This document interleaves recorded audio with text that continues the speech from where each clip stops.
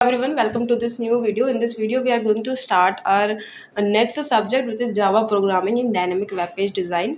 तो इस वाले जो सब्जेक्ट है इसको हम कंप्लीट कर रहे होंगे, राइट। तो आज हम इसका फर्स्ट यूनिट देखेंगे कि इसके फर्स्ट यूनिट में क्या क्या है, हमें क्या क्या पढ़ना है। ऑब्वियसली अगर इसका नाम जावा प्रोग्रामिंग है तो हम यहाँ पे जावा ही सीखेंगे, ठीक है। फर्स्ट यूनिट में आपका पूरा जावा का ही कॉन्सेप्ट है कि आप किस तरीके से जावा को आप पढ़ते हैं, राइट। तो इसमें हम सब सिर्फ जावा ही पढ़ेंगे। फिर तो स्टार्ट करते हैं। सबसे पहले जावा की कोडिंग सीखने से पहले हमें पता होना चाहिए कि जावा क्या है ना, कब डेवलप हुई, ये सारी चीज़ें हमको पता होनी चाहिए। तो यहाँ पे शॉर्ट नोट है तो हम इसको पढ़ते हैं। Java was originally developed by Sun Microsystems in 1995। Okay, तो ये 1995 में डेवलप हुई थी, बहुत पुरानी लैंग्वेज है जो कि बाद में ऑरिकल कॉरपोरेशन ने एक्वायर कर लिया था। ओके, उसके बाद Java is design to be platform independent. Platform independent का मतलब है कि अगर आपने किसी एक सिस्टम पर कोड लिखा है तो आप उसको दूसरे प्लेटफॉर्म्स पर भी चला सकते हैं। ऐसा नहीं है कि जिस प्लेटफॉर्म पर लिखा है आप खाली उसको उधर ही चला सकते हैं, आप अलग अलग सिस्टम्स पर भी रन कर सकते हैं अपने कोड को। Meaning that a program written in Java can run on any device that has a Java virtual machine, right. उसके लिए आपको बस जेवीएम चाहिए होगा। अभी जेवीएम क्या है ये भी हम पढ़ रहे होंगे आगे। तो आप बस इतना समझो कि अगर आपको आपका कोड, जावा का कोड दूसरे सिस्टम पर चलाना है तो आपको दूसरे सिस्टम में जेवीएम इंस्टॉल करना होगा। This is often summarise by the phrase write once run anywhere, right. तो ये इसका फ्रेज है, राइट वंस रन एनीवेयर, है ना। ये मैंने अंडरलाइन किया है, इसका ये मतलब नहीं है कि पेपर में आएगा, बिकॉज ये अब ऐसा आपके पेपर नहीं होते कि ऐसे छोटी छोटी चीज़ें आए। यहाँ पे आपका सीधे प्रोग्रामिंग ही आती है, तो ये पेपर में नहीं आएगा। बस आपको पता होना चाहिए कि राइट वंस रन एनीवेयर किसके लिए कहा जाता है। तो जो जावा का सिंटैक्स होता है similar to C and C plus plus, right, making it easier for developers familiar with these languages to learn Java, right. तो आप लोगों ने सी प्लस प्लस पढ़ी हुई है तो आपको इस जावा पढ़ने के लिए, समझने के लिए ज़्यादा मुश्किल नहीं होगी, है ना। ज़्यादा हार्ड भी नहीं होती है, आप आराम से समझेंगे, ठीक है। Features of Java, right. अब हम जब जावा लैंग्वेज पढ़ ही रहे हैं तो उसके फीचर्स वगैरह ये सब हमको पता होना चाहिए। सबसे पहले आपका ऑब्जेक्ट ओरिएंटेड प्रोग्रामिंग। तो ऑब्जेक्ट ओरिएंटेड प्रोग्रामिंग आपने सी प्लस प्लस देखी थी, वो ऑब्जेक्ट ओरिएंटेड प्रोग्रामिंग थी। तो जावा भी आपकी एक ऑब्जेक्ट ओरिएंटेड प्रोग्रामिंग है। यहाँ पर सबसे पहले आपका क्लास ही बनती है, राइट। तो आपकी सबसे पहले एक क्लास बनेगी, उसके बाद आप उस क्लास में अपना काम करते हैं, ठीक है। आपको सिंटैक्स जब इसका पढ़ेंगे आपको सब समझ आ जाएगा। एक तो ऑब्जेक्ट ओरिएंटेड प्रोग्रामिंग में यही होता है, क्लास होती है, ऑब्जेक्ट्स होते हैं और ऊप्स के कॉन्सेप्ट्स होते हैं, इनहेरिटेंस, एब्स्ट्रैक्शन, पॉलीमॉर्फिज्म, ये सब हम इसमें पढ़ने वाले हैं। प्लेटफॉर्म इंडिपेंडेंस है, ये आपको सबसे पहले ही बताया था मैंने कि जो आपकी जावा है वो एक प्लेटफॉर्म इंडिपेंडेंस लैंग्वेज है। आप उसको एक सिस्टम पर लिख करके उसके कोड को अलग अलग जहाँ भी चाहते हैं वहाँ पे आप उसको चला सकते हैं। देन आपका ऑटोमेटिक मेमोरी मैनेजमेंट, वो अपने कोड के अकॉर्डिंग जितना उसको, मतलब कि उसके सोर्स कोड में जितनी भी मेमोरी चाहिए वो उसके अकॉर्डिंग अपनी मेमोरी को मैनेज कर लेती है। देन आपका रिच स्टैंडर्ड लाइब्रेरीज, जावा में बहुत स्टैंडर्ड लाइब्रेरीज होती हैं, राइट। जैसे कि आपका मैथ की लाइब्रेरी होती है, उसमें मैथ्स के सारे कॉन्सेप्ट्स होते हैं। एरे की लाइब्रेरीज होती हैं, स्ट्रिंग्स की लाइब्रेरीज होती हैं। तो ये सारी की सारी स्टैंडर्ड लाइब्रेरीज होती हैं जो कि आपको, तो ये आपकी स्टैंडर्ड लाइब्रेरीज होती हैं जो कि आपको हेल्प करती हैं कि आपका जो कोड है आप उसको आराम से लिख सकें, उसमें कोई ज़्यादा ऐसी दिक्कत परेशानी ना हो। Next is robust and secure, ये एक बहुत ज़्यादा सिक्योर लैंग्वेज है ना, बहुत ज़्यादा आप समझे तो आपको सिक्योरिटी देती है। डायनेमिक है, डायनेमिक का मतलब कि ये रन टाइम अपने आप को अडेप्ट करके चेंज कर सकती है अपने कोड के अकॉर्डिंग। देन आपका स्ट्रॉन्ग कम्युनिटी एंड सपोर्ट, जावा जो है बहुत सारे लोग प्रेफर करते हैं। तो आपको अगर कोई भी दिक्कत होती है जावा के किसी भी कोड में, कोई भी एरर आ रहा है आपसे नहीं रिजॉल्व हो रहा, तो उसकी बहुत स्ट्रॉन्ग कम्युनिटी है। आप वहाँ उस कम्युनिटी में जाकर अपना एरर पोस्ट करिए, बहुत सारे जावा के डेवलपर होंगे जो कि आपकी हेल्प करेंगे आपका जो कोड है उसको डीबग करने में, राइट। तो होप आपको फीचर्स ऑफ जावा समझ आए होंगे, है ना। अभी हम आगे बढ़ते हैं। सबसे पहले आप जावा के कॉन्सेप्ट्स को पढ़ने से पहले, यानी कि प्रोग्रामिंग में कूदने से पहले कुछ टॉपिक समझ लीजिए। सबसे पहले आपका जेडीके, जावा डेवलपमेंट किट। तो जेडीके की फुल फॉर्म होती है आपकी Java development kit. Java development kit मतलब ये जो किट है इसमें जावा को डेवलप करने के लिए जितने भी आपको चीज़ें चाहिए होंगी वो सब आपको इसमें एक किट में मिल जाती हैं। Okay. The JDK is a software development kit provided by Oracle and other vendors to develop Java applications, right? तो ये किसके द्वारा प्रोवाइडेड है? Oracle के द्वारा, या और भी वेंडर्स होते हैं, वैसे ज़्यादातर Oracle की ही लोग यूज़ करते हैं, तो और भी वेंडर्स उसको देते हैं। तो आपका जितनी भी जावा की एप्लीकेशंस होती हैं उसको डेवलप करने में आपकी हेल्प करती हैं। इसमें क्या क्या चीज़ें होती हैं? सबसे पहला इसमें होता है जावा का कंपाइलर, ये क्या करता है, जावा का कंपाइलर क्या करता है, आपके सोर्स कोड को बाइट कोड में कन्वर्ट कर देता है। तो आप यहाँ पर लिख सकते हैं कि ये जावा के सोर्स कोड को, आपके जावा का जो सोर्स कोड है उसको एक इसमें कन्वर्ट कर देता है बाइट कोड में। ठीक है, ये बस आपको याद रखने के लिए है कि ये किस तरीके से काम चल रहा है। यहाँ पे मैंने बस ऐसा लिख दिया है, बाकी आप अपनी लैंग्वेज में लिख सकते हैं। Next is your Java debugger. Debugger का क्या काम होता है कि आपका जो एरर है उनको किस तरीके से रिजॉल्व करा जाए, उनको किस तरीके से डीबग करा जाए ना। तो ये आपके जावा डीबगर जो होता है ये आपको डीबग करने में हेल्प करता है आपके जावा के प्रोग्राम्स को।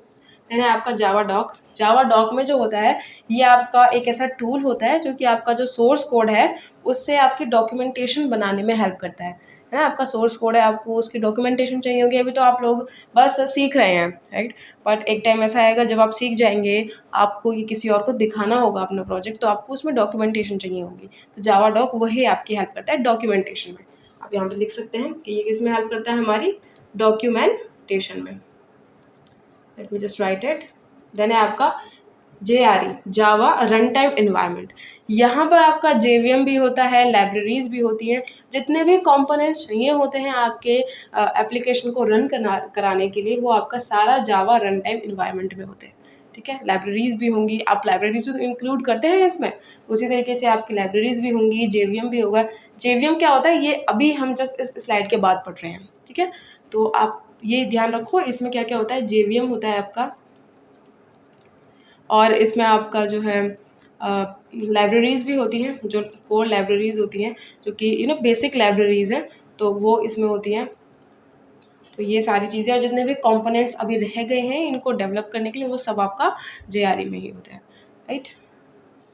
तो हमें पढ़ना था अब JVM। JVM क्या होता है, जो कि किस में होता है, आपका JRE में होता है, और JRE किस में होता है, JDK में होता है। Now let us start about reading JVM। तो JVM, Java virtual machine. The JVM is an abstract machine that enables Java bytecode to be executed on any other device or operating system without modification. तो JVM ही वो चीज़ होती है जो कि इसको platform independent बनाती है, राइट। तो JVM एक ऐसी मशीन है जो कि आपका जो जावा का बाइट कोड होता है ना 01 वाला, उसको आप दूसरे किसी डिवाइस पर यूज़ कर सकते हैं, किसी और ऑपरेटिंग सिस्टम में यूज़ कर सकते हैं बिना किसी मॉडिफिकेशन के। मॉडिफिकेशन के कैसे, जैसे कि आपका कोई और डिवाइस होता है तो उसमें जो कॉन्फ़िगरेशन है वो अलग होगा, राइट। तो उसके जो 01 का कोड लिखा है वो शायद उसको कुछ और ना समझ ले, तो उसमें मॉडिफिकेशन होती है। बट JVM अगर आप यूज़ कर रहे हैं तो आपको मॉडिफिकेशन करने की कोई ज़रूरत नहीं है, JVM सब खुद संभाल लेगा, आपको कुछ नहीं करना, मतलब उसमें मेन बात ये है आपकी। तो JVM बहुत इंपॉर्टेंट चीज़ है इसको जावा को प्लेटफॉर्म इंडिपेंडेंट बनाने के लिए। देन इसमें क्या क्या कंपोनेंट्स होते हैं, सबसे पहला है इसमें क्लास लोडर। तो क्लास लोडर जो होता है वो क्या करता है कि जितने भी आपकी जावा की क्लासेस होती है ना वो उनको लोड करता है JVM में। अगर आपके JVM के पास जावा की क्लासेस ही नहीं होंगी तो वो कैसे समझेगा आपके कोड को, राइट। तो इस वजह से क्लास लोडर जो होता है वो क्या करता है, आपकी जो जावा की क्लासेस होती हैं, क्लास यानी कि लाइब्रेरीज वगैरह, जावा की क्लास को वो क्या करता है, वो लोड करता है। क्या करता है, वो लोड करता है। देन है आपका बाइट कोड वेरीफायर।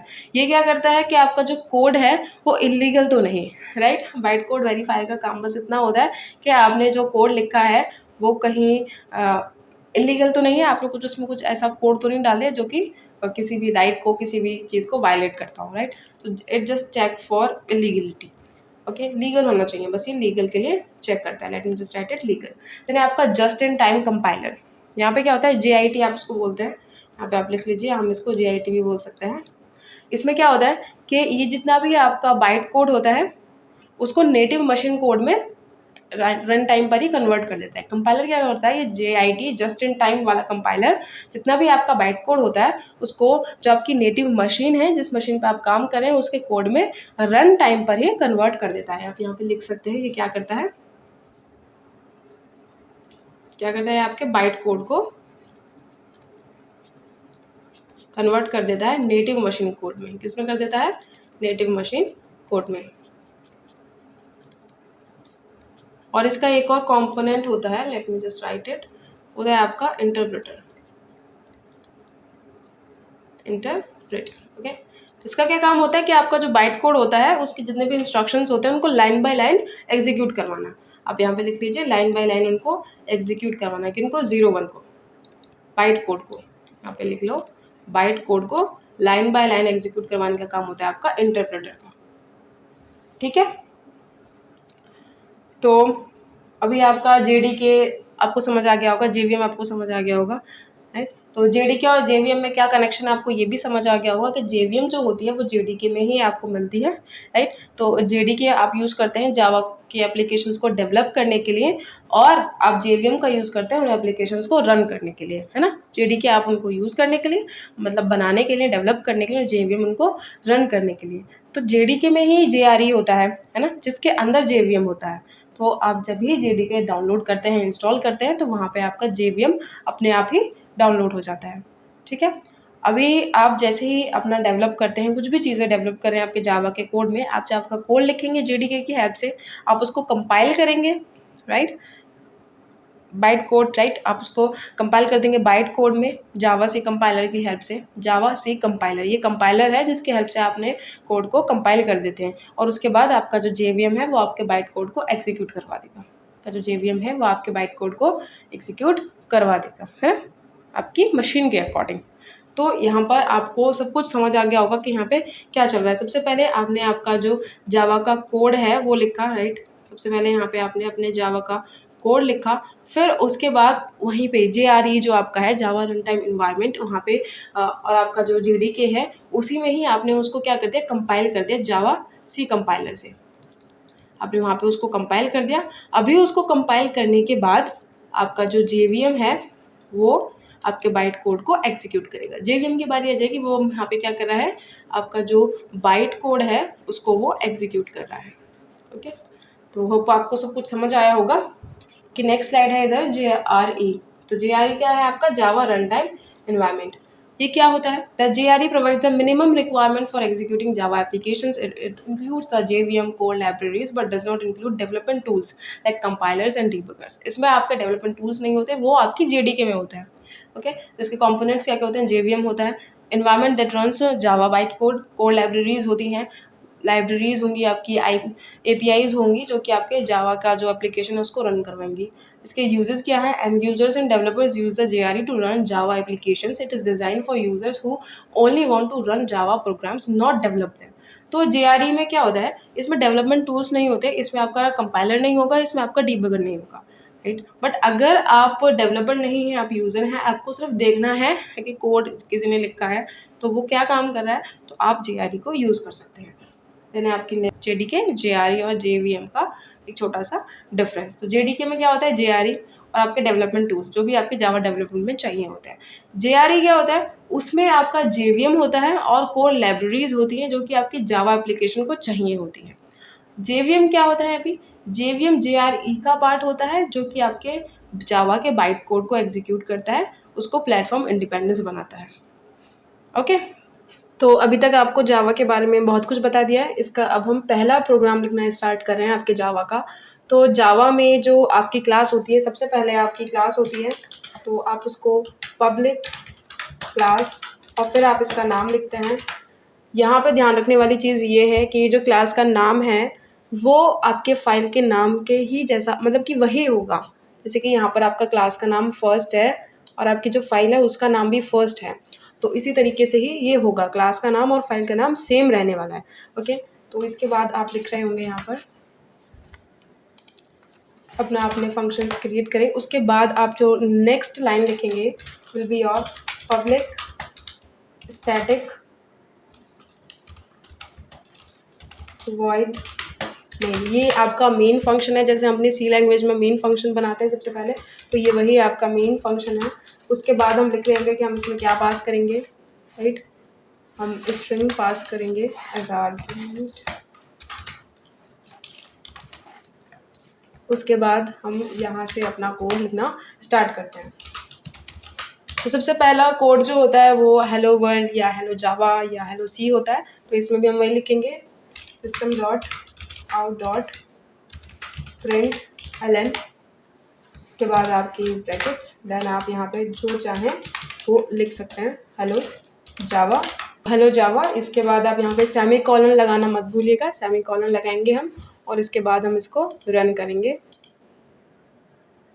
तो हेलो आप जैसे देख सकते हैं यहाँ पे हेलो जावा लिख करके आ गया है, ठीक है। ये आपका यहाँ पर आपका कोड बहुत अच्छे से रन हो गया। ठीक, तो आपको समझ आया होगा। ये एक बहुत बेसिक सा प्रोग्राम था जावा का, जो कि आपको किसी भी चीज़ को, अब यहाँ पे आप कुछ भी लिख सकते हैं, हेलो जावा, जो भी आपका मन करे, राइट।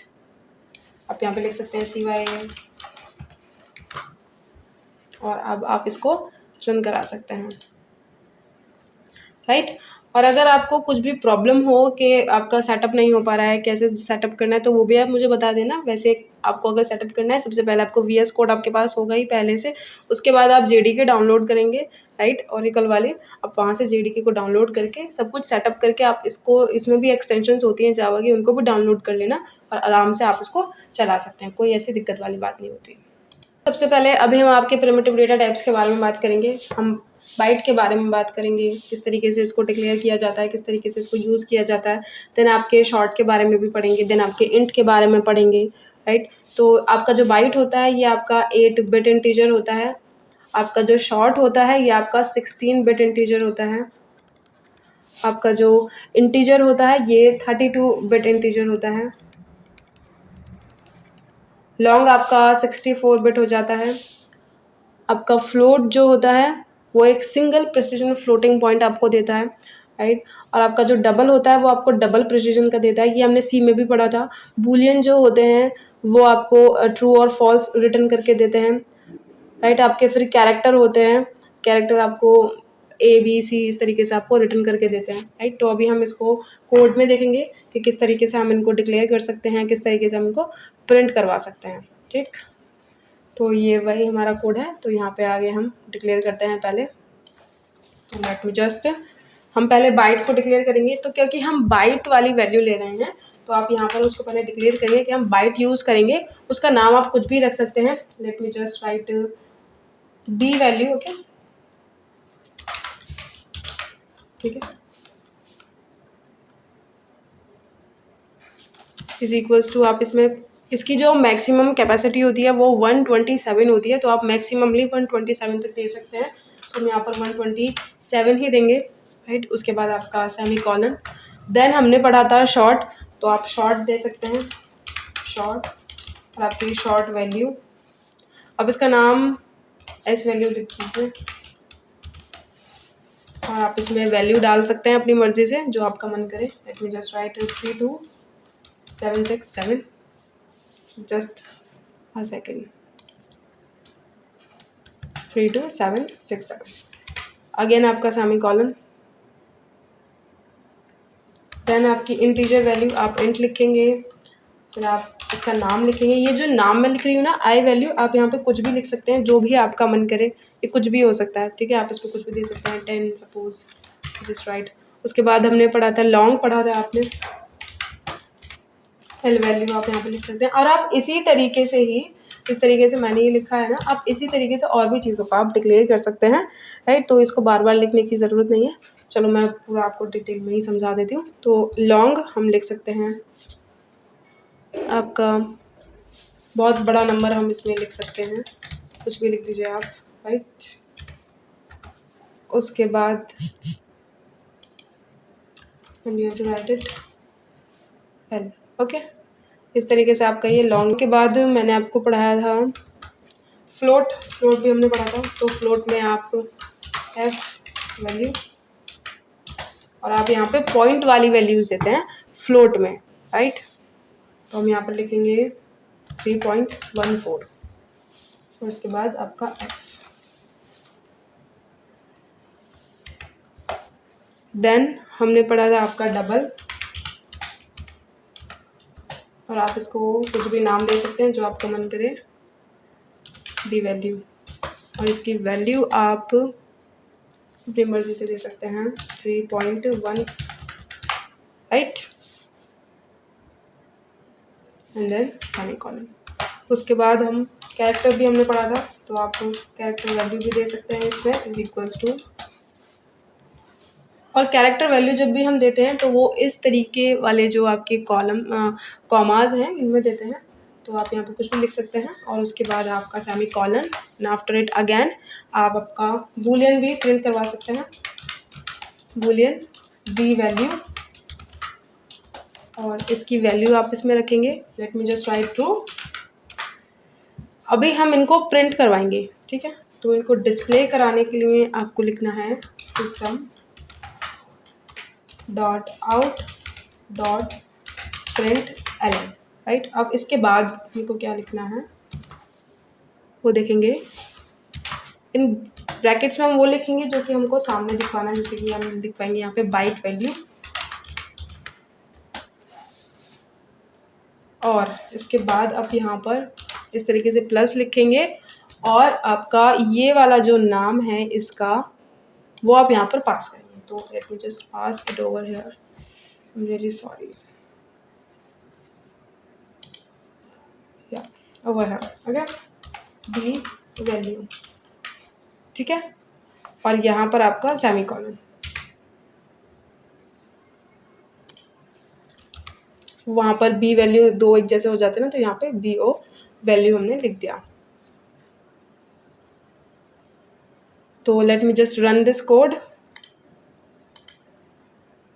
तो आपकी बाइट की वैल्यू 127 बिल्कुल करेक्टली आपकी यहाँ पे प्रिंट हो गई है। और हम इसी तरीके से और भी वैल्यूज़ को प्रिंट करवा सकते हैं, Ctrl+C करके, उसके बाद आपका Ctrl+V करेंगे आप, और यहाँ पर हमें सपोज़ बाइट ना प्रिंट करवा करके शॉर्ट की वैल्यू प्रिंट करवानी है, तो आप शॉर्ट लिखेंगे और यहाँ पर आप बी वैल्यू की जगह पर एस वैल्यू कर देंगे। अभी आप इसको भी रन कर सकते हैं और आपकी शॉर्ट वैल्यू भी प्रिंट हो जाएगी, ठीक है। आप इसी तरीके से सारी वैल्यूज़ को भी प्रिंट करवा सकते हैं, बिल्कुल सेम टू सेम तरीके से ये प्रिंट होंगी, इनमें कुछ भी अलग नहीं है, ठीक है। तो होप आपको ये भी समझ आया होगा कि हम किस तरीके से अपना जो प्रिमिटिव डेटा टाइप्स है उनको प्रिंट करवाते हैं, ओके। तो अभी हम आगे देखते हैं। आपके रेफरेंस डेटा टाइप्स होते हैं ऑब्जेक्ट्स, स्ट्रिंग्स, एरेज, इनके बारे में भी हम पढ़ेंगे, राइट। लेकिन हम इनके बारे में जब पढ़ेंगे, जब हम पूरा डिटेल में इनको पढ़ेंगे, इनके सारे फंक्शंस ये सब कुछ हम पढ़ेंगे, ठीक है। तो रेफरेंस डेटा टाइप्स हम जब भी पढ़ेंगे एक साथ ही। उसके बाद है आपका टाइप कास्टिंग। टाइप कास्टिंग आपकी टू टाइप्स की होती है, इम्प्लिसिट एंड एक्सप्लिसिट। इम्प्लिसिट में क्या होता है कि इसमें हम क्या करते हैं कि जब आपका जो स्मॉलर डेटा टाइप है उसको हमें लार्जर डेटा टाइप में कन्वर्ट करना होता है, तो हम उसको इम्प्लिसिट टाइप कास्टिंग कहते हैं। सपोज़ आपने कुछ भी आपने डिक्लेयर किया अपने इधर, आपने वो इंटीजर में आपने कोई वैल्यू डिक्लेयर करी, इंट वैल्यू, ठीक है, आपने उसका नाम दिया इंट वैल्यू, और वो आपने 4 डिक्लेयर करी सपोज इनिशियली, और उसके बाद आपको उसको टाइप कास्ट करना है फ्लोट में। तो आप किस तरीके से करेंगे तो फ्लोट, और उसके बाद आप इसका नाम जो भी आपको देना है, तो ये आपका एफ नेम या एफ वैल्यू आप ले सकते हैं। F value is equals to value, that's it. और ये आपका इधर टाइप कास्ट हो जाएगा, ओके। अब आप जब इसको प्रिंट करवाएंगे तो ये सिर्फ 4 प्रिंट नहीं करेगा, ये 4.0 प्रिंट करेगा, क्योंकि वो फ्लोट वैल्यू में है, ओके। तो ये होता है आपका इम्प्लिसिट टाइप कास्टिंग। और एक्सप्लिसिट इसका जस्ट उल्टा हो जाता है। एक्सप्लिसिट कास्टिंग में क्या होता है कि आप लार्जर डेटा टाइप से छोटे वाले डेटा टाइप में कन्वर्ट कर रहे हैं, ठीक है। ये आपको मैनुअली करनी होती है, और इसके लिए आपको कास्ट का ऑपरेटर यूज़ करना होता है। तो इसका भी हम एक एग्जांपल देखेंगे। तो एक्सप्लिसिट का एग्जांपल अगर हम देखें, तो सपोज़ आपने पहले कोई एक फ्लोट डिक्लेयर किया था, f is equals to 10.5f, okay, हो गया। उसके बाद अब आपको ये इंट में करना है, तो आपने इंट आई लिखा इज़ इक्वल्स टू, अभी आपको यहाँ पे ऑपरेटर लगाना पड़ेगा, आपको ये इंट में कन्वर्ट करना है, किसको, f को, राइट। और अभी जब ये प्रिंट होगा तो ये 10 प्रिंट होगा सिर्फ, ठीक है। टाइप कास्टिंग में क्या होता है, अगर यहाँ पे 10.6 होता, 7 होता, तो ये 11 नहीं हो जाता, ये 10 ही रहता। टाइप कास्टिंग में क्या होता है कि आपकी जो पहली वाली वैल्यू होती है ये सिर्फ इसको प्रिंट कर देता है, बिना ये देखे, बिना ये सोचे कि आगे वाली जो राउंड ऑफ वैल्यू है हमें राउंड ऑफ करना है या नहीं, वो ये नहीं सोचता, ठीक है। वो डायरेक्ट आपको जो फर्स्ट वैल्यू होती है वो रिटर्न कर देता है। ये होता है आपका एक्सप्लिसिट टाइप कास्टिंग। तो इनके भी हम एक एग्जांपल देख लेते हैं अपने कोड में, right. Just delete all this stuff. तो सबसे पहले हम इम्प्लिसिट देखेंगे। तो आप कमेंट लगाएंगे, ये आप कमेंट का आपका एग्जांपल है जो कि आपने पहले भी देखा होगा, सी में भी हमने पढ़ा है। तो अभी हम पहले इम्प्लिसिट, तो सबसे पहले हम देखेंगे आपका इम्प्लिसिट टाइप कास्टिंग, उसका हमने एग्जाम्पल भी देखा था, उसी तरीके से हम इसको डिक्लेयर करेंगे। सबसे पहले आपका इंट वैल्यू आप कुछ भी वैल्यू दे सकते हैं यहाँ पे, सपोज मैंने दिया 40 और अभी हमको इसको कन्वर्ट करना है, तो आप इसमें फ्लोट आप यहाँ पे लिख सकते हैं f इज इक्वल्स टू आपका वैल्यू, राइट। और अभी हमको इसको प्रिंट भी करवाना है, सिस्टम डॉट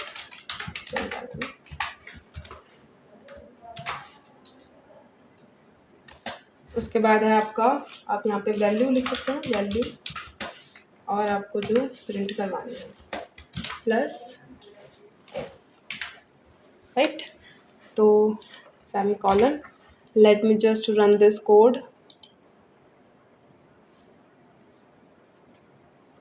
तो आपकी वैल्यू आप यहाँ पर देखें ये 40.0 आ रही है, राइट। यहाँ पर आप देखें तो आपकी वैल्यू क्या है 40.0 आ रही है। और यहीं अगर हम इसको टाइप कास्ट ना करते, उसके पहले हम इसको अगर प्रिंट करवा रहे होते तो जस्ट इसको कमेंट आउट करेंगे और यहाँ पर अब f की जगह पर हम लिखेंगे वैल्यू। तो अभी ये क्या प्रिंट करेगा, तो यहाँ पर अभी इसने क्या प्रिंट करा है 40। तो आपको समझ आया कि जब वो इंटीजर था तो उसने 40 प्रिंट किया, और जब हमने उसका टाइप कास्ट कर दिया, उसको फ्लोट में कन्वर्ट कर दिया, तो उसने 40.0 प्रिंट किया, उसने वहाँ पे चेंजेस रिफ्लेक्ट किए। ओके, तो अभी हम आपका इम्प्लिसिट होता है, उसके बाद हम आपका एक्सप्लिसिट टाइप कास्टिंग देखें। एक्सप्लिसिट हम लिखेंगे तो आप फ्लोट में ही दीजिए, float f is equals to 89.0 नहीं, कुछ चेंजेस भी तो पता चलने चाहिए, राइट। अभी हम इसको क्या करेंगे, टाइप कास्ट करेंगे। तो इंट में हम इसको कर रहे हैं, आप इसमें आई दे दीजिए, इज इक्वल्स टू, आपको ऑपरेटर लगाना है इंट, उसके बाद आपको ये जो f है इसको पास करना है f, और यहाँ पर ये रेड लाइन जो शो हो रही है वो इसलिए हो रही है क्योंकि यहाँ पे हमने f नहीं लगाया, राइट। तो आपको ये भी पता होना चाहिए। उसके बाद आपका semi colon, and let me just print this.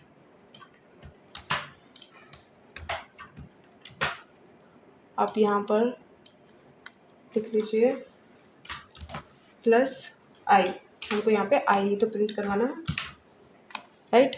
तो just run this code and now see, ये वाला जो वैल्यू आ रही है 40, ये वाली आ रही है, ठीक है, कंफ्यूज मत होना।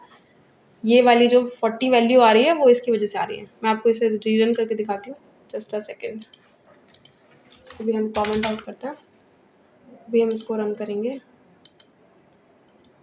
यस, सी यहाँ पे आपकी जो वैल्यू आ रही है वो 89 आ रही है, राइट। क्यों? क्योंकि इंटीजर में जो वैल्यूज़ होती हैं वो खाली फ्लोट के पहले वाली होती हैं, उसके बाद वाली, डेसिमल के बाद वाली नहीं होती हैं, डेसिमल के सिर्फ पहले वाली होती हैं, ठीक है। तो अगर आप इसको यहाँ पे फ्लोट को भी प्रिंट करते तो ऑब्वियसली आपका 89.85 ही आ रहा होता। आप चाहें तो यहाँ पर कर भी सकते हैं, just write f over here and then run your code 89.85। Okay, तो आपको टाइप कास्टिंग भी समझ आ गया कि टाइप कास्टिंग इस हम इस तरीके से कर रहे होते हैं। तो उसके बाद स्ट्रक्चर्स इन जावा, राइट। सबसे पहले आपने डेटा टाइप्स पढ़े, सारी लैंग्वेजेस में आपने सी में भी पहले डेटा टाइप पढ़ा था, उसके बाद हमने आपका इफ़ एल्स लूप्स वगैरह कंट्रोल स्ट्रक्चर्स देखे थे, यहाँ पर भी हम वही करेंगे। तो आपके कंट्रोल स्ट्रक्चर्स जो होते हैं जावा में, वो आपको आपका जो प्रोग्राम है उसको और ज़्यादा एफिशिएंट बनाने में हेल्प करते हैं, उसका जो फ्लो होता है एग्जीक्यूशन का उसको भी बताने में आपकी बहुत ज़्यादा ही हेल्प करते हैं, ठीक है। तो सबसे पहले हैं आपके कंडीशनल स्टेटमेंट्स। यहाँ पे आपको कोई कंडीशन वैलिड है नहीं वैलिड है, इसके लिए आपको यहाँ पर लूप लगाना होता है। सबसे पहले आपका इफ़, तो इफ़ का क्या काम होता है, आपने इफ़ में जो भी स्टेटमेंट लिखी वो प्रिंट होगी, right. If I is greater than 10, तो आप वहाँ पे प्रिंट करेंगे ग्रेटर, ठीक है। तो इस तरीके से अगर आपने लिखा तो ये आपका ये इसी तरीके से प्रिंट हो जाएगा, है ना। और नहीं तो यहाँ पे आप जो भी कुछ लिखेंगे प्रिंट एफ, वो तो प्रिंट होगा ही होगा। पर अगर जो आई है वो 10 से बड़ा है तभी ग्रेटर प्रिंट होगा, नहीं तो नहीं प्रिंट होगा। ये आपकी होती है इफ़ स्टेटमेंट। वहीं इफ़ एल्स क्या करती है कि आपने इफ़ तो दे दिया इधर, राइट। अगर आपका जो आई है वो 10 से बड़ा है तो ग्रेटर प्रिंट होगा, नहीं तो आप यहाँ पे लिख सकते हैं एल्स। आप यहाँ पे लिखिए इफ़, ये आपके इफ़ का ब्लॉक हो गया, और उसके बाद आप लिखेंगे यहाँ पे एल्स। एल्स आप प्रिंट कर दीजिए स्मॉल, ठीक है। ये आपके एल्स का ब्लॉक हो गया। इफ़ एल्स ये क्या होती है, इफ़ के बाद आप एल्स इफ, देन आपका यहाँ पर आप लिख सकते हैं else if I is equals to 0, तो आप लिख देंगे यहाँ पर 0, यहाँ पे आप लिखिए, यहाँ पर आप लिखेंगे 0, राइट। और नहीं तो एल्स वो छोटा ही होगा, तो आप यहाँ पर लिखेंगे स्मॉलर, क्या, स्मॉलर। इतना सिंपल सा। स्विच स्टेटमेंट क्या होता है, जब आपको बहुत सारे वैल्यूज़ के लिए कुछ अलग अलग चीज़ें प्रिंट करवानी होती है। ये आपका एग्जांपल इसका यूजुअली जो होता है वो आपका वीक डेज को प्रिंट करवाने का होता है कि अगर आपका केस 1 है, मतलब अगर किसी ने 1 आपको इनपुट में दिया है तो आप मंडे प्रिंट करवाएंगे, अगर 2 दिया है तो आप ट्यूसडे प्रिंट करवाएंगे, and as well as till the Sunday. ये इस तरीके से होता है, ये आपका स्विच स्टेटमेंट होती है। तो अभी हम आपके जो कंडीशनल स्टेटमेंट्स हैं इनके कुछ एग्जांपल्स देखेंगे, तो आपको ये, तो अभी हम आपका कोड देखते हैं कंडीशनल स्टेटमेंट्स के लिए। सबसे पहले मैंने आपको इफ़ पढ़ाया था, तो इफ़ के बारे में ही देखेंगे। मैंने जो आपको एग्जाम्पल दिया था हम वो भी देख सकते हैं, कुछ भी देख सकते हैं। तो सपोज आपने दिया है यहाँ पे int I is equals to 5, okay. Then आप यहाँ पे कंडीशन लिखेंगे if I is less than 5, I is less than 6 लिखना है, राइट, क्योंकि वो जब भी आपको प्रिंट करके देगा। तो हम क्या चाहते हैं, क्या हो, system dot out dot print L N, आप यहाँ पे लिख सकते हैं greater, okay, just simple greater. और इसके बाद ये अपना काम करके यहाँ से आउट हो जाएगा। और इसके बाद अगर आप कुछ प्रिंट करवाना चाहते हैं तो ये उसको भी प्रिंट करके जाएगा। सपोज आप यहाँ पे लिख सकते हैं system dot out dot print L N, आप यहाँ पर कुछ भी लिख सकते हैं, फिनिश, राइट, और आपका सेमीकोलन, इसको कभी मत भूलिएगा। Then let me just run this code, right, क्योंकि आपका जो 5 था वो 6 से छोटा है तो आपका ग्रेटर प्रिंट हुआ। वहीं अगर हम यहाँ पर 5 ना दे करके 7 दे देते हैं तो क्या होता है, फिनिश, सिर्फ फिनिश प्रिंट हुआ, क्योंकि आपकी जो इफ़ की कंडीशन थी वो ट्रू नहीं हुई। उसके बाद हमने क्या पढ़ा था, इफ़ के बाद एल्स। तो अभी हम एल्स का यहाँ पे लिखते हैं कंडीशन, एल्स आप प्रिंट करवाइए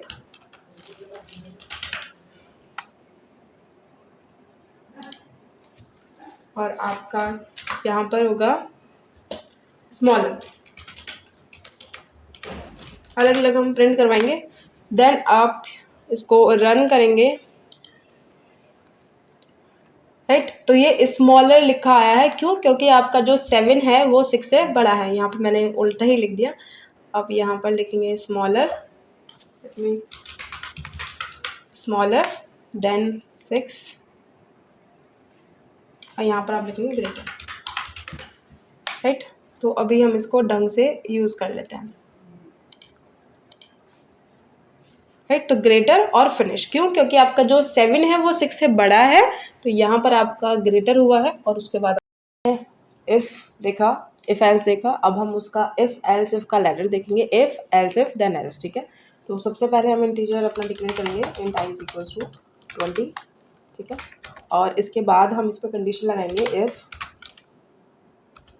आई आ रही है मेरे साथ, हाँ, तो if I is equals to 10, तो फिर हम यहाँ पर कुछ प्रिंट करवाएंगे, right, system dot out dot print L N, यहाँ पर प्रिंट करवाएंगे नंबर इज 10, ठीक है, नंबर इज 10। और इसके बाद हम इस ब्लॉक से बाहर आएंगे और फिर हम लिखेंगे अपना अगला block, else if I is equals to 20, तो हम प्रिंट करवाएंगे system dot out dot print L N, और इसके बाद आप अपना कुछ भी मैसेज प्रिंट कर सकते हैं, नंबर इज 20, ठीक है। और इसके बाद हम डाल देंगे इस ब्लॉक से बाहर निकल के कि एल्स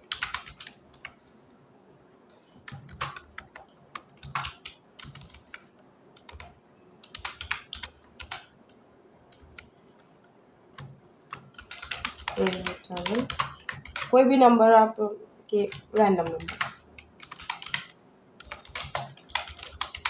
बस मैंने अब हम इसको रन करेंगे कि इसका क्या रिपोर्ट निकलती है। So here number is 20। अगर हम इस नंबर को यहाँ पर 10 कर देते हैं तो क्या होता है, सो हेयर नंबर इज 10।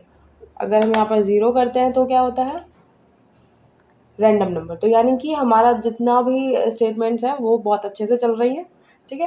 इसमें कुछ भी लिख सकते थे, मैंने तो बस ऐसे ही रैंडमली आपका कुछ भी डाल दिया। ओके, अभी हम इसके बाद आपका अगला स्टेटमेंट देखते हैं जो कि है आपका स्विच स्टेटमेंट, ठीक। तो उसमें हम केसेस लेते हैं, जैसे कि यहाँ पे int I is equal to 0 लिया है हमने, तो हम इसी तरीके से यहाँ पे अलग अलग केसेस ले सकते हैं कि अगर 10 होगा तो हमने यहाँ पे नंबर इस 10 प्रिंट करवाया, अगर 20 होगा तो नंबर इस 20 प्रिंट करवाएंगे, नहीं तो रैंडम नंबर, राइट। तो इसी तरीके से हम यहाँ पर लिख सकते हैं, तो इसी पर ही हम एक स्विच लगाते हैं, ठीक है। तो यहाँ पर आप लिखेंगे स्विच आई, क्योंकि हम आई पर पास कर रहे हैं स्विच। उसके बाद आप लिखना शुरू करते हैं। केस 1 है आपका, इस तो केस 1 है हमारा, इसमें हम क्या करेंगे, आप यहाँ पर लिख सकते हैं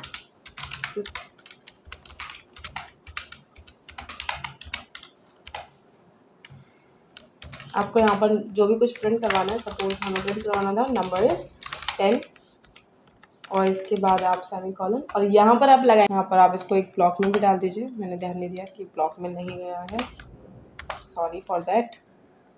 और अब इसके बाद हम यहाँ पर लिखेंगे आपका ब्रेक, राइट। तो ब्रेक हमने यहाँ पर इसलिए लगाया कि अगर आपका जो पहला केस है, यानी कि अगर नंबर जो है पहले ही यहाँ पर हमें 1 होगा नंबर, तो फिर वो केस पहला होगा, तो ये यहाँ पर इसको प्रिंट करवाएगा और उसके बाद वो इस कोड से आउट हो जाएगा, इसको रीरन नहीं करेगा, मतलब कि बार बार इसको। तो अभी जब हम इस कोड को रन करेंगे ना, आपको तभी और अच्छे से समझ आएगा। अभी इसके बाद हम दूसरा केस टाइप कर देते हैं, केस 2। यहाँ पर क्या होगा कि आपका प्रिंटलन, और यहाँ पर हम क्या करेंगे कि नंबर इज 20। आप यहाँ पर इसको पहले ठीक कर लो, मैंने केस 2 डाल दिया ना, ऐसे तरीके से, राइट। बस इतने ही, आप और भी केसेस ले सकते हैं। यहाँ पर हम ब्रेक लगाते हैं इसके बाद, और यहाँ पे आपका कंप्लीट होता है, और यहाँ पर हम डालेंगे 10। उसके बाद इसको रन करते हैं तो नंबर इज़ 10, और अगर आप यहाँ पे डालेंगे 20 तो देन योर नंबर इज़ 20। अभी आपको मुझे बताना है कि हमने ब्रेक क्यों लगाया। तो अगर आप इस 10 वाले ब्रेक को रिमूव करते हैं तो क्या होता है, let's see. Here number is 10, number is 20। ऐसा क्यों हुआ, क्योंकि जहाँ पर ये आपका जो कंडीशन है ये वैलिड हुई कि आपका ये आई जो है वो 10 है, केस 10 हो गया, तो ये प्रिंट हुआ। उसके बाद इसने केस 20 को वैलिड प्रूव करना है कि नहीं करना, उसको चेक करना है कि नहीं करना, उसको ने ये नहीं सोचा, और उसने आगे जो था system dot out dot print उसने वो भी प्रिंट कर दिया, राइट। तो इसलिए हम ब्रेक लगाते हैं ताकि जो हमारा सिस्टम है उसको पता चले कि बस हो गया अभी आपको जितना करना था आपने कर लिया, अभी आप इस लूप से बाहर निकलिए और अपने काम पर जाइए। ओके, तो ये होता है आपका स्विच स्टेटमेंट का काम। इसके बाद हमारा फॉर लूप है। सी में जिस जो चीज़ें थी फॉर लूप के बारे में वही सेम यहाँ पर भी है, जावा में भी, राइट। इसमें कुछ ऐसा नहीं हुआ कि उसमें कुछ और था सी में, यहाँ पर कुछ और हो जाएगा। ये आप सेम तरीके से इसको यूज़ करेंगे। यहाँ पर अभी हम फॉर का लूप लिखते हैं, for integer I is equal to 0 और आई जो होगा हमारा वो लेस देन 6 तक जाएगा, ओके। और हम आई को करेंगे ++, और उसके बाद हम क्या करवाएंगे ताकि हमें पता चले कि हमारा जो लूप है वो ठीक से काम कर रहा है। उसके लिए हमें यहाँ पर प्रिंट करवाना होगा, अपने आई को ही आप प्रिंट करवा लीजिए, दैट्स इट। उसके बाद आप इसको रन करें, एंड हेयर 0 1 2 3 4 5 अंटिल द 5 आपके जितने भी नंबर्स थे वो सब प्रिंट हो गए। यहाँ पर अगर आप ये जो नंबर का इंक्रीमेंट है वो 1 से ना करवा कर 1 से ज़्यादा से करवाना चाहें तो बस आप i is equals to I plus 2 लिख सकते हैं। जितना भी आपका इंक्रीमेंट का मन हो आप उतना से इंक्रीमेंट करवाइए। So here 0 2 and 4। तो ये इस तरीके से आपका फॉर लूप काम करता है। ओके, अभी बात करेंगे आपके वाइल लूप की। तो वाइल लूप किस तरीके से काम करता है हमें अभी ये भी देखना है। तो आप यहाँ पर ले लीजिए int I is equals to 0 और जब तक कि आप कंडीशन लगाइए वाइल मेरा जो आई है वो लेस देन 6 है। जस्ट अ सेकेंड, 0 वो गलती से ओ प्रिंट कर दिया। राइट, वाइल मेरा जो आई है वो 6 से छोटा है, आपको प्रिंट करवाते रहना है आई को।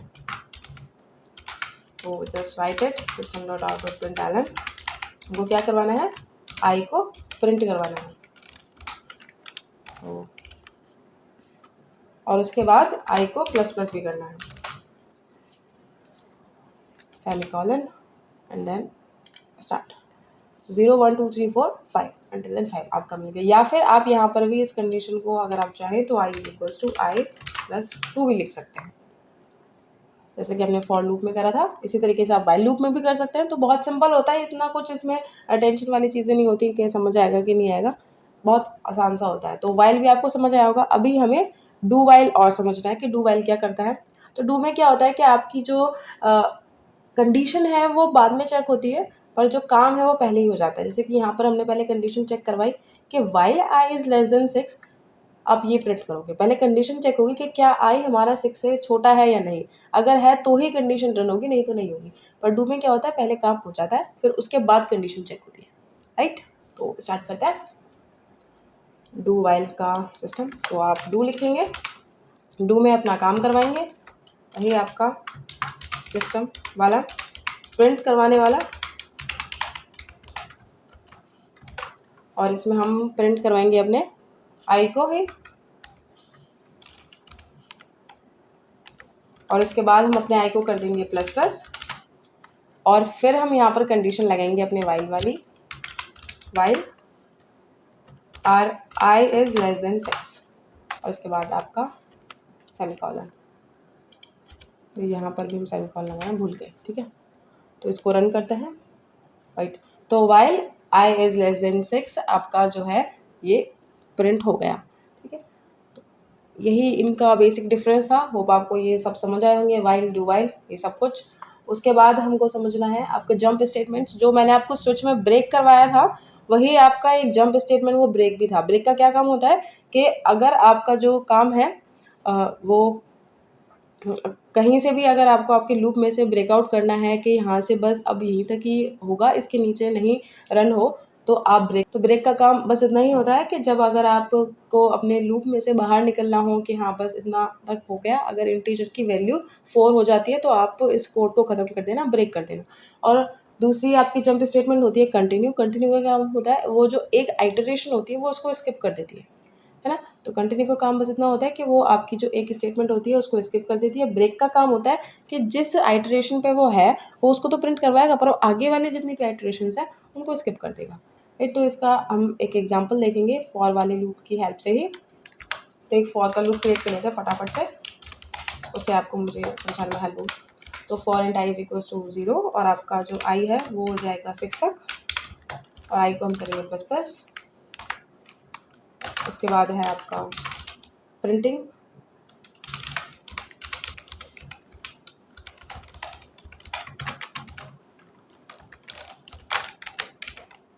राइट, तो अभी हम क्या करेंगे यहाँ पे, ये आपका जो है ये कोड हमने लिखा है ये पूरा आपका 0 से लेकर 5 तक की आपकी सारी वैल्यूज़ को प्रिंट करवा देगा, ठीक। पर अभी हमको चाहिए कि यहाँ पर अगर 4 आ जाए या फिर 3 आ जाए या फिर 2 आ जाए तो ये जो आइटरेशन है रुक जाए, उसके बाद ये ना चले। तो उसके लिए हम ब्रेक को यूज़ करेंगे। अब ये किस तरीके से होगा, आप यहाँ पर कंडीशन लगाइए कि इफ़ मेरा जो आई है वो 2 के बराबर हो जाता है तो मुझको क्या करना है, ब्रेक कर देना। क्या करना है, ब्रेक करना। अभी मुझे आगे कुछ काम नहीं करना। तो अब क्या होगा, अब आप ये देखिए हियर, जैसे ये 2 आया ये ब्रेक हो गया, आगे का कोड ही नहीं चला। समझ आए?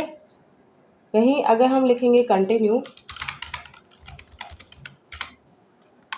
तो ये क्या करेगा, ये 2 को स्किप कर देगा, राइट। जिस आइटरेशन पे आपने ये लूप स्टेटमेंट लगाई है वो उसको स्किप करके बाकी सारे स्टेटमेंट्स को चलने देगा। तो यही होता है आपका ब्रेक और कंटिन्यू। इतना कुछ स्टेटमेंट्स पढ़े, loop statement, jump statements, conditional statements. अब हम आपका एरे पढ़ेंगे। एरे वही आपका सेम उसकी चीज़ें हैं जो कि पहले हुआ करती थी, कि एरे आपका जो होता है सेम टाइप के एलिमेंट्स का कलेक्शन होता है, राइट। वो जितनी भी चीज़ें होती हैं उसके अंदर जितने भी एलिमेंट्स होते हैं वो सेम टाइप के होते हैं, या तो इंटीजर ही होंगे सारे, या फिर कैरेक्टर ही होंगे, या फिर सब स्ट्रिंग्स ही होंगे, और वो एक ही मेमोरी लोकेशन पे होते हैं, यानी कि one after the another, one after the another.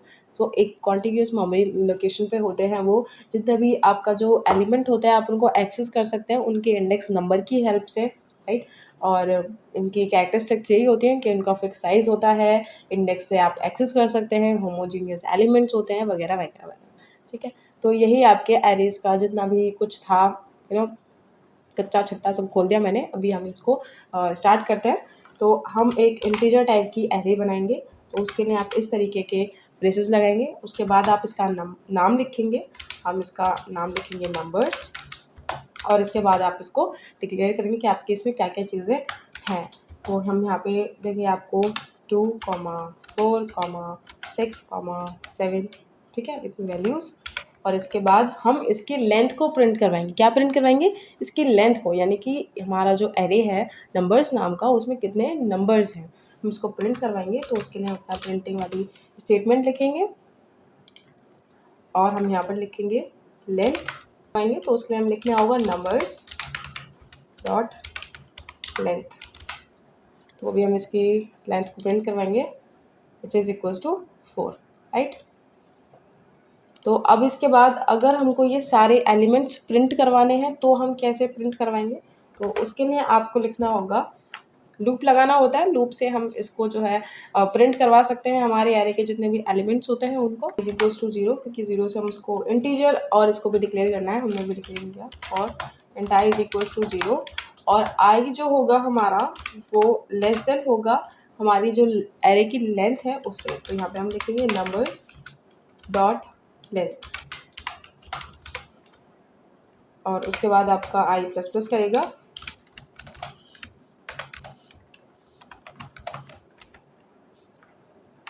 और हमको यहाँ पे करवाना है system dot out dot println, और इसमें हम पास करेंगे हमारा एरे का नाम नंबर्स और उसकी आइटरेशंस, राइट। तो फिर अभी हम इसको प्रिंट करवाते हैं after this semicolon. Let's start here. ये 4 क्यों आया? क्योंकि हमने ये यहाँ पर प्रिंट करवाया है अभी इसका number. Late me just comment out this one. अभी इसको रीरन करेंगे, अभी ठीक से आएगा 2, 4, 6, 7, राइट। एक और तरीका मैं आपको बता रही हूँ, तो आप उससे भी आपका जो वैल्यूज़ है उनको प्रिंट करवा सकते हैं। जैसे आप ये भी फॉर लूप से ही होगा, for integer element, right, of numbers, क्योंकि हमारे एरे का नाम क्या है? नंबर्स। हमको क्या करवाना है? प्रिंट करवाना है। तो just copy and paste it, और यहाँ पर हम डालेंगे एलिमेंट जो कि हमने ऊपर लिखा हुआ है, and then let's run it. तो भैया ये 2 बार हुआ क्योंकि आपका इधर भी लूप लग रहा था, ठीक है। तो हम इसको ज़रा कमेंट आउट करते हैं,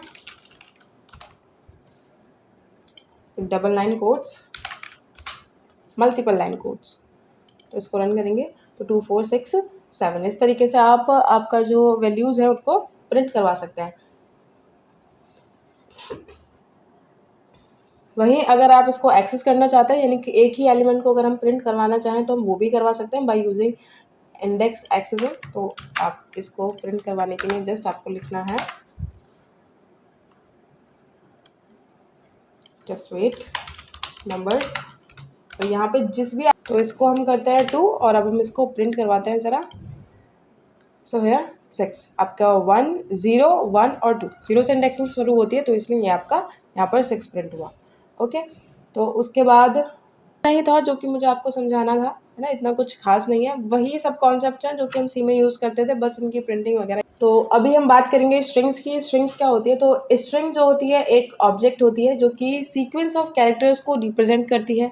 ओके, जो आपकी स्ट्रिंग होती है वो आपको बहुत सारे यू नो स्ट्रिंग्स को मैनिपुलेट करने के लिए, उसमें चेंजेस लाने के लिए, उसको क्रिएट करने के लिए, डिलीट करने के लिए यूज़ की जाती है। तो अभी हम यहाँ पे अपनी एक स्ट्रिंग क्रिएट करेंगे। स्ट्रिंग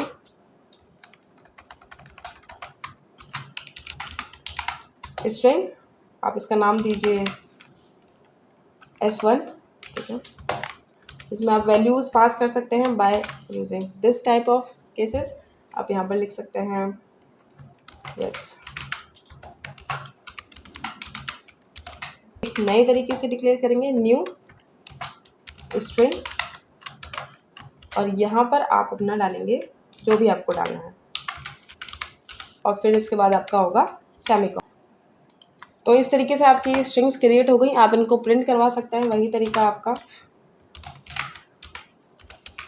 system.out.println वाला।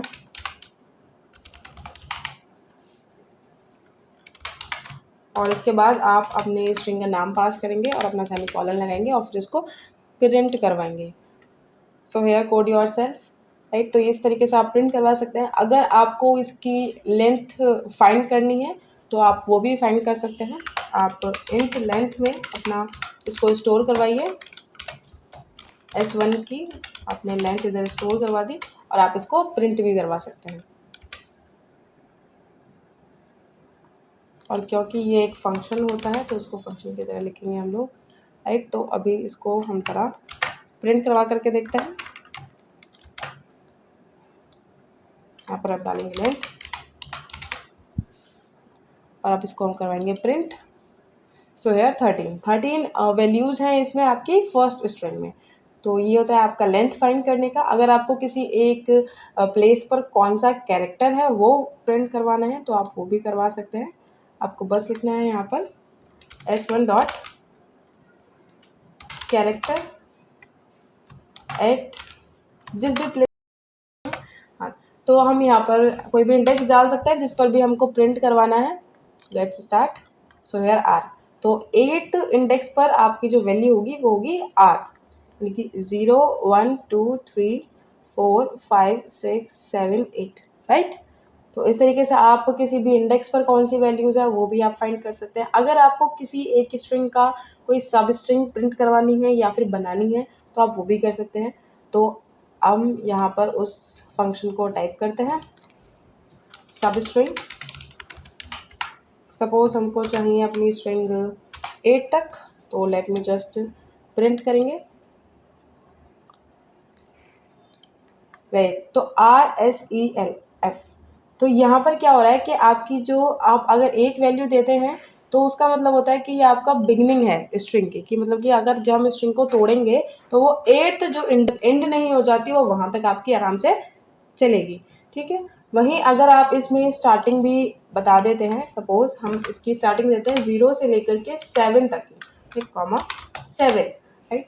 तो अभी ये यहाँ पे लिखा भी आ रहा है कि आपकी बिगिनिंग है स्ट्रिंग की और ये आपकी एंडिंग है इंडेक्स की, राइट। तो ये जो आपकी सब स्ट्रिंग बनेगी वो 0 से 7 तक की बनेगी। तो अभी हम इसको रन करेंगे। So here code YO। तो ये स्टार्टिंग से बनी है और जहाँ तक कि इंडेक्स 7 है वो वहाँ तक की बनी है। तो इस तरीके से आप अपनी सब स्ट्रिंग बना सकते हैं मेन स्ट्रिंग्स में से, राइट। अगर आपको किसी एक पर्टिकुलर थिंग की इंडेक्स प्रिंट करवानी है आप वो भी करवा सकते हैं। वो किस तरीके से करेंगे? तो उसके लिए भी आपके फंक्शंस हैं, आप वो लिखेंगे, राइट। तो आप लिखेंगे इंडेक्स ऑफ जो भी वैल्यू की आपको इंडेक्स फाइंड करनी है क्या है। Suppose I will write O। तो हम इसको जो है प्रिंट करवाते हैं 1। अब 1 ये यहाँ पर आप समझें कि यहाँ पर क्या होता है कि आपका जैसे ही इसको पहली बार दिखेगा ना O, ये वही वाली इंडेक्स को प्रिंट करवा करके आउट हो जाएगी, ठीक है। ये चीज़ आपको ध्यान में रखनी है। अगर आप पूरा किसी एक वर्ड की इंडेक्स प्रिंट करवाएंगे इस तरीके से तो ये वो भी प्रिंट कर देगा, और लेकिन आपको ये लिखना होगा डबल कोट्स में, ठीक है। भूल गई थी इसको आप लिखेंगे डबल कोट्स में, राइट। तो अब ये इसको प्रिंट करवाएगा हेयर 0, यानी कि ये जो पूरी स्ट्रिंग है इसकी स्टार्टिंग कहाँ से है, इसने यहाँ पर ये प्रिंट करवाया है। ठीक है। अभी आप अगर ये कंपेयर करना चाहते हैं कि दो स्ट्रिंग आपस में इक्वल हैं या नहीं, तो आप वो भी प्रिंट करवा सकते हैं कि क्या वो दोनों इक्वल हैं यहाँ नहीं। उसके लिए आपको फंक्शन लिखना होता है बूलियन, क्योंकि ये कंपेयर बूलियन से ही होती है। तो आप इसका नाम कुछ भी दे सकते हैं, इक्वल हम नाम दे सकते हैं, और यहाँ पर हम अपना फंक्शन को पास करेंगे s1 dot equals of s2, ठीक। और उसके बाद हम इसको प्रिंट करवाएंगे इधर इक्वल को। Okay, then run this code. False, क्योंकि ये इक्वल नहीं है इसलिए यहाँ पे फॉल्स प्रिंट होकर के आया, राइट। अगर हम यहाँ पर दे दें s1 तो ऑब्वियसली ये ट्रू ही रिटर्न करेगा, सो ट्रू, ठीक। इसके बाद अगर आप चाहें रिप्लेसिंग करना तो आप वो भी कर सकते हैं। आपको क्या करना है, स्ट्रिंग 1 में से अगर कुछ रिप्लेस करना है तो आप कुछ इस तरीके से इसका फंक्शन लिखेंगे। Let me just write string replace is equals to, string 1 में से हम रिप्लेस करेंगे किस को, यहाँ पर आपका जो ओ है उसको हम रिप्लेस कर देंगे, and you have to put it in commas. उसको हम रिप्लेस कर देंगे ए से, ठीक है। एंड देन राइट, तो अभी आप इसको यहाँ से प्रिंट भी करवा सकते हैं इसके नाम। तो आप यहाँ पर रिप्लेस लिखेंगे और अभी हम इसको प्रिंट करवाएंगे जी। ओह सॉरी, सेमीकोलन लगाना भूल गए तो एरर आ गया।